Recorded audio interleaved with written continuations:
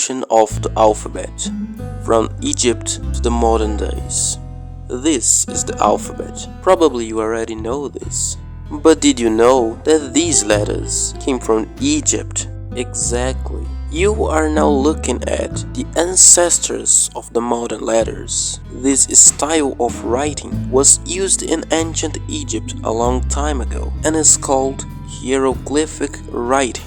As you can see, they used a lot of birds and drawings to represent ideas and words. Already in this image, you can see the ancestors of the letter M and the letter O. They are right here in the upper left corner. And by the way, this is the name of Cleopatra written. So, looking at the map, here are the Egyptians. And to the east there are other people called the Canaanites.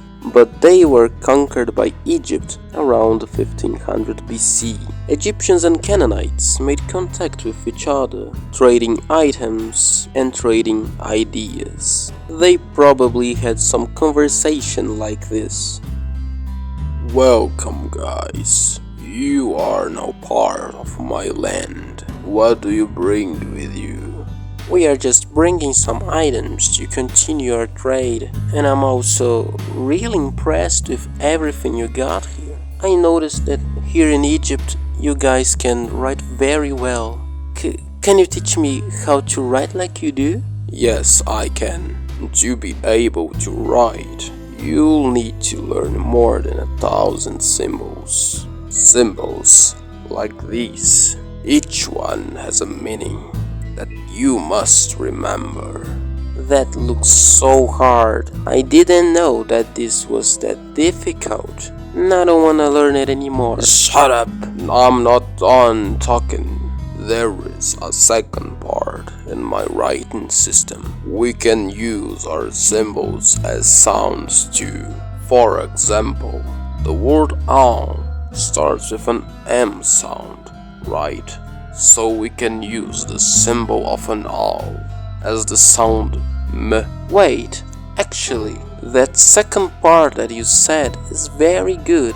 Now ignore everything you said before. That last idea is what really works.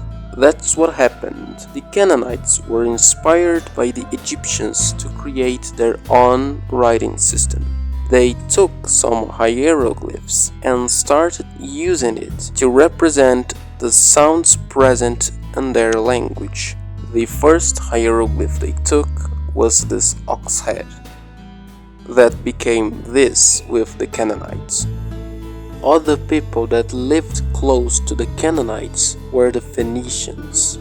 The Phoenicians liked the idea of the Canaanites and then simplified the ox drawing, and then became this. The Phoenicians were great navigators of the sea. That's why they reached distant lands like Greece. The Greeks made their own version of the letter. The Greeks also went to the Italic Peninsula where lived the Etruscans. And the last step occurred when Romans started using the Etruscan script. And this is the final form of the letter A. It's kinda unexpected to see that the letter A is a picture of an ox, and all letters of our modern alphabet followed these steps. The symbols used in Egypt became inspiration to the Canaanites, that were the real creators, and the Romans created the modern version of the letters. To the Canaanites, ox was called Alp. Strangely, the first letter of Alp is not A, is a consonant called a glottal stop. That consonant is a consonant without sound. This ancient Egyptian symbol means house. That's how it evolved.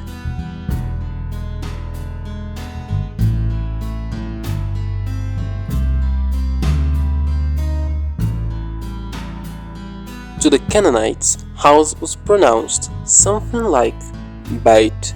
So letter A is a picture of an ox and letter B is a picture of a house. This is the ancient Egyptian symbol of a stick. and everyone else just started bending the stick in their own way. To the Romans, the letter C made two sounds, the sound of K and the sound of G, so like the C and G in English. So to differentiate between these two sounds, they created another letter based on the letter C, and this is how the letter G was formed. To the Canaanites, stick was called gamel,